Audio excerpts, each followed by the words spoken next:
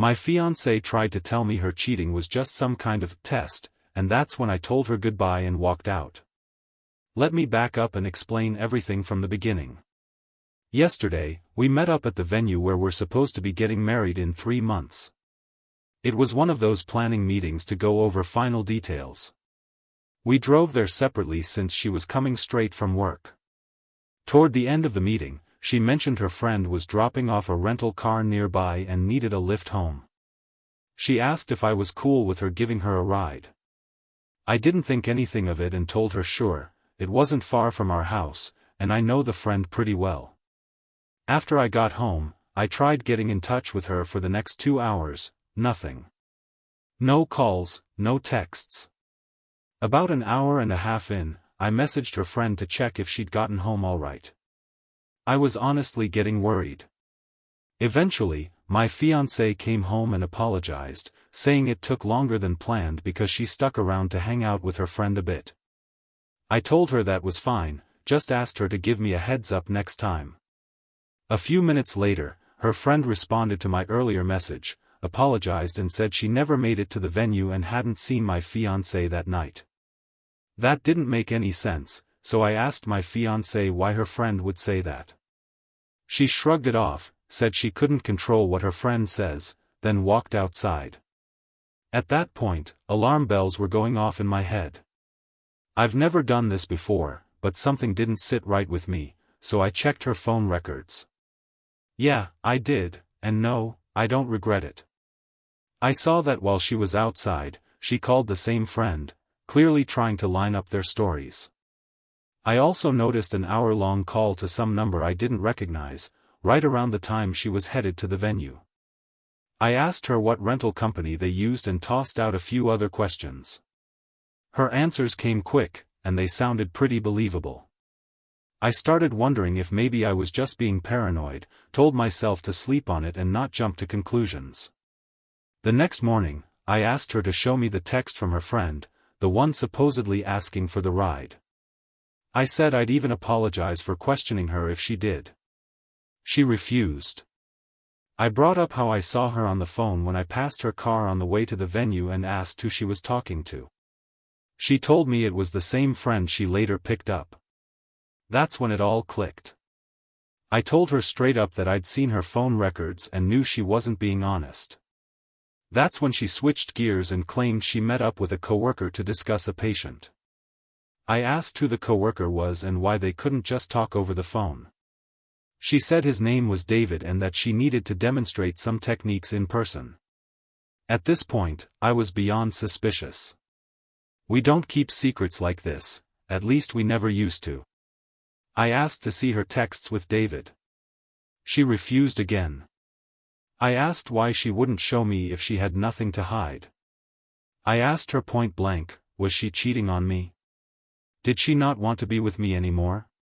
She paused, then launched into a list of everything she thought was wrong with me, said I work too much, don't spend enough time with her, don't listen. All of it hit me like a truck. None of this had ever been brought up before. I did the math. Something shady was definitely going on. I kept asking to see the texts, and after about 40 minutes of back and forth, she finally gave in. What I saw was beyond messed up. The messages were sexual and full of trash talk about me. She told this guy she wanted to be with him, said they were basically in love. She's only been at this new job for a month and a half. Turns out this guy is a coworker, 18 to 21 years older than her, divorced, with a bunch of kids. Meanwhile, I've been covering her expenses while she gets back on her feet. Been picking up extra work hours so she wouldn't have to find a part-time job. We live in a house we both own, along with 3 dogs and a horse. I'm sorry for the long story, but I'm completely wrecked right now. We were supposed to get married in 4 months. I never saw this coming. Any advice would be appreciated. Update 1. Tonight, we finally sat down and had a talk. Right away, she tried to flip everything back on me, blaming the cheating and lying on how I supposedly don't communicate or listen enough. She told me she only started talking to that guy because I wasn't listening to her. She said I'm always buried in work and don't make enough time for her. I tried to explain that I've been working those extra hours to support both of us, so she wouldn't have to pick up a second job while she was struggling financially. She said she'd rather have just taken a part-time job, which made no sense to me at all. She claimed the affair was short, just 2 weeks, and that they only kissed once. She figured we could move past it. But when I brought up the texts where she trashed me and got sexual with him, she shut down and wouldn't engage. I told her flat out, I'm not the reason this happened. She crossed a line, and she should have come to me instead. I told her I'll never be able to trust her again, and that whatever spin she wants to put on it, this is on her. Eventually, things cooled down and we tried to talk logistics. We agreed we'd need to figure out what to do with the house and the dogs. Either I'd buy her out or we'd sell the place and go our separate ways. One of us will take one dog, and we're still deciding who gets the other two. So that's where things stand for now. I'll keep you updated. For those asking, yes, I can afford the place on my own. It's about 4,000 square feet on 5 acres, and we bought it specifically so she'd have space for her horse. She's taking the horse when she leaves and boarding it at a stable. Update 2. Day 4, we had a 2-hour conversation tonight. We dug into our relationship and how things got to this point. She started off listing everything I'd done wrong, said I don't communicate well, I work too much, and I'm always on my phone. I didn't argue. I admitted that I've been grinding hard to support us. I run an e-commerce business, and I'm the only one handling customer service. Stuff comes up around the clock. Still, I agreed that I could have done a better job unplugging at night and waiting until the next day to respond. But communication was lacking on both sides. I had no idea she was feeling this way, she never said a word. She told me she didn't bring it up because she thought I'd get upset. So I never even got the chance to work on it. I'm far from perfect. I know sometimes the way I say things doesn't come across well. For example, just a week or 3 ago, I offered to help her make a budget. She's been having money troubles, and I wanted to help her figure out a plan. Just so you know, I work in finance and do this for clients all the time. She had told me she owed me around $2,000 and would pay it back with her next check. I said I thought it was more and suggested we go through the transfers I'd made to our joint account. Turned out to be over $6,000. I wasn't trying to make her feel bad, I just wanted her to see how much I've been helping. But she took it as me trying to shame her, which wasn't my intention at all. She told me I've been too focused on money lately, but I was just trying to make sure we'd be okay. We still had a lot of wedding expenses ahead, and my brain was in full budget mode. The thing that bothers me most is how she keeps trying to justify the affair by blaming all this on my flaws. She told me she was shocked I'd throw away 6 years over something like this. I keep telling her, I'm not the one who threw it away. She did that the moment she chose to lie and cheat. She also said I told too many people too fast and that we could have handled it privately. Then she added that if I'd just listened better, she wouldn't have talked to someone else in the first place.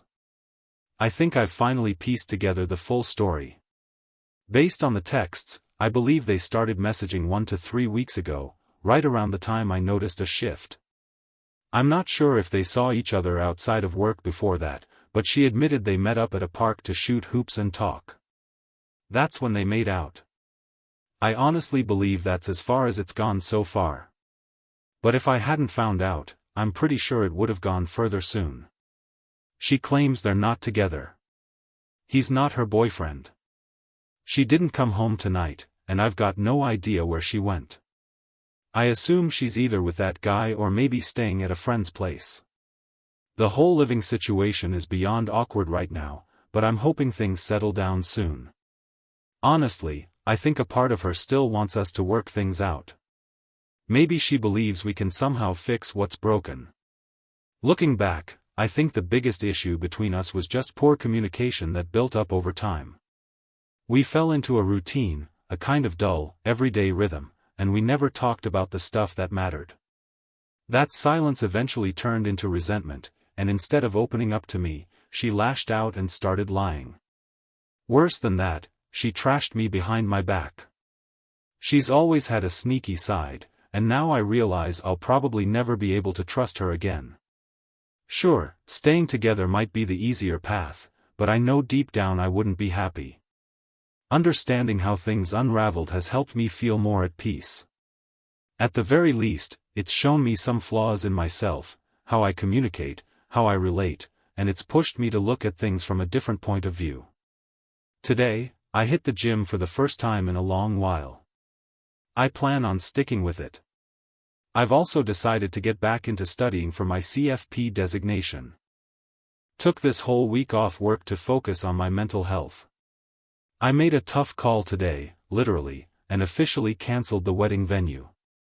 We were able to recover a little money, but most of it's gone unless someone else books the same date.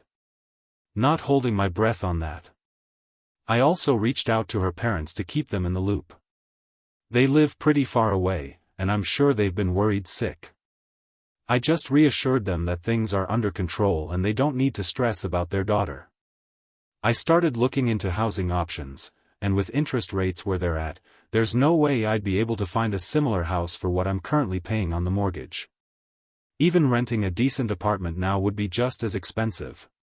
So right now, my plan is to try and buy out her share of the house. She seems open to that. We're bringing in an appraiser soon to get a sense of the property value and figure out what her half of the equity comes out to. If I can swing it, I'll stay. If not, we'll figure something else out. So here's where I'm at. Does this change how any of you see the situation? Am I handling this the right way? If not, what should I be doing differently? Update 3. It's been close to a month since everything blew up, and I figured I owe you all an update. The last few weeks have been a roller coaster, full of emotions, stress, and honestly a lot of personal growth. Not gonna lie, in the days right after it all happened, I was a mess. Pathetic, really. I found myself begging her to take me back. I'm not proud of it, but it happened. I tried everything I could to fix things, to do the right thing, whatever that even meant anymore. But none of it worked. Eventually, she told me flat out, she had to choose. Me or him. And she picked him. That's when it finally hit me. I'd let my self-respect go completely out the window. I realized I needed to take a hard look at myself and focus on what I needed. It's hard to flip that switch after 7 years of pouring everything into someone else. But that's exactly what I've been doing since. I moved all the money from our joint savings into my personal checking. I went through the numbers, figured out what she was owed, and transferred her half back to the joint account. I've been hitting the gym every day since this all went down. It helps, not just physically, but mentally too. Clears my head. I've also been doing things for myself again, bought a new suit, got a massage, spent time with friends and family. That relationship had slowly pulled me away from the people who cared about me. Looking back, that should have been a red flag. I never did stuff just for myself. I was always focused on taking care of her and the animals. But I've started seeing a therapist, first time in my life, and I go every week now. It's helped me talk through everything and make better decisions. I'll probably keep going even after this all settles, just to keep improving. Now, on to the bigger stuff. I'm still living in the same house with my ex. She's in the guest room, and the only real conversations we have are about feeding the dogs. I think she's a selfish person, plain and simple. In her mind, this is all my fault. She says I was a bad communicator, yet somehow thinks that justifies cheating instead of communicating. It's ridiculous and hypocritical, and I've stopped trying to reason with her. I've been handling all the work of selling the house. Contacted a real estate agent, had them over, liked the price they suggested. But of course, she asked me to get 3 more opinions, one of them being a friend's recommendation. So I made the calls, scheduled everything, met with all the agents, just like I've always done in this relationship. It wasn't fair, but I went along with it because I want out. After talking with all three, we agreed to go with the first one. Photos were taken on Sunday, the listing went live that night, and we've already got a good amount of interest. Open house is scheduled for next Saturday. She's planning to move the horse to some barn, don't know where exactly yet. We talked about the dogs. I offered to take one or none, whatever was best for them. She wants to take all three to keep them together. Honestly, I'm okay with that. They're a bonded pack, and I'd rather they stay happy than split them up. Plus, selfishly, it gives me a clean break. Now, here's the curveball. About a week ago, I met someone. It wasn't planned. We've been hanging out a bit, and I'm not expecting anything serious. But I enjoy her company. She went through something similar in the past, and she's been helping me through all of this. Talking with someone kind, thoughtful, and independent has really opened my eyes. It's made me realize how narcissistic my ex was. Always about her. Controlling. Manipulative. My friends and family warned me, and I wish I had listened sooner. I'd gotten stuck in this pattern, not because I was happy, but because it was comfortable. We had a nice place, a lot of land, some amazing animals, and I didn't want to mess it up. So I kept going, pretending everything was fine. You don't always realize how stuck you are until you finally take a step back.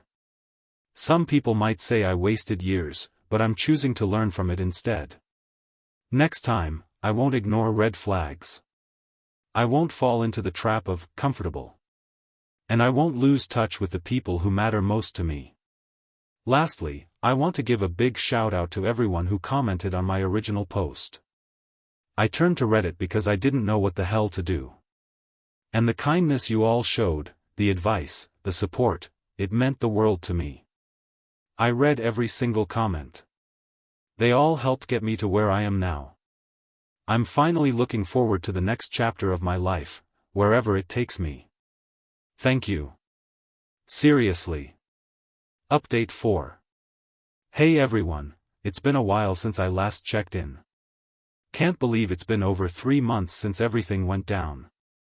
Feels like a lifetime ago. I'm sharing this in case someone out there is going through something similar. If that's you, just know, it does get better. Time really does heal. I stayed in the house with my ex until mid-May.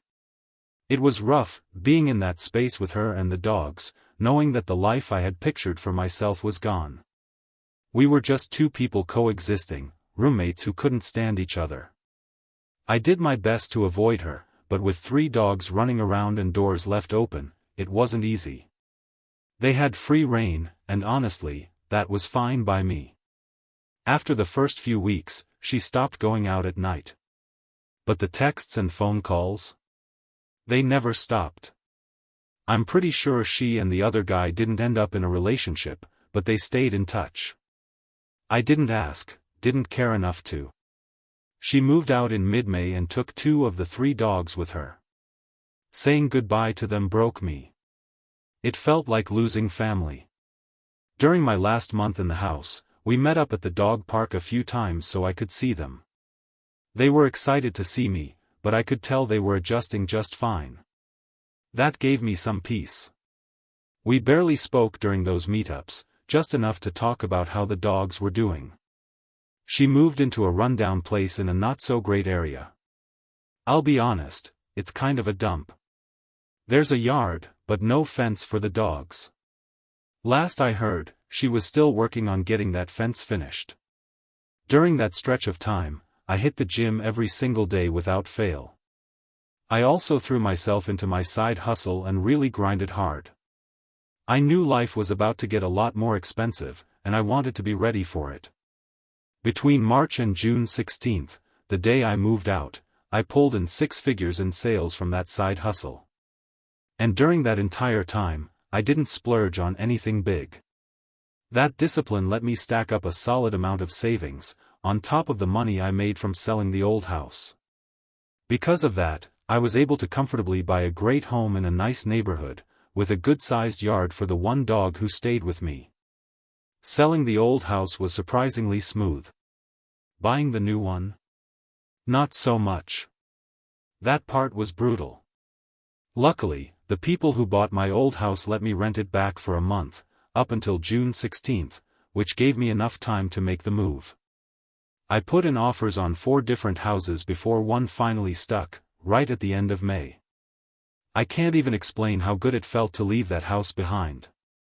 Every day in there was a reminder of what happened, especially after my ex left with the other 2 dogs. The place just felt hollow.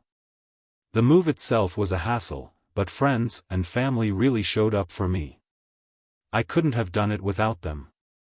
I've been in the new place for a little over a month now, and it's slowly starting to feel like home. I'm still seeing the same woman, now officially my girlfriend, and it's been going really well. I live a bit closer to her now, which has been a nice bonus. She's been incredible through all of this. She treats me with real kindness, and I feel lucky to have her in my life. She's been super understanding about everything, always giving me the space I need and helping me ride out the emotional ups and downs. I've never been with someone who communicates the way she does. It's rubbed off on me too. I'm becoming a better communicator because of her. My emotional intelligence has grown a lot in just a few months. All in all, life is good. As painful as this whole experience was, I honestly feel thankful it happened. I was about to marry someone who was selfish, ungrateful, and manipulative. I was clinging to a routine, didn't want to disrupt the animals, didn't want to lose the house, so I stayed in something that was making me miserable. Now, I'm focused on becoming the best version of myself and figuring out what I truly want and need in life. And I'm going to make sure my dog has the absolute best life I can give him. I do think about my ex from time to time. There are a lot of memories, good and bad, that still pop up. But my new therapist has helped me come to terms with the fact that I'll probably never get the apology I feel like I deserve. She's just too proud to admit she was wrong. We barely speak now, and I don't plan on seeing her or the other 2 dogs again. And honestly, that's for the best.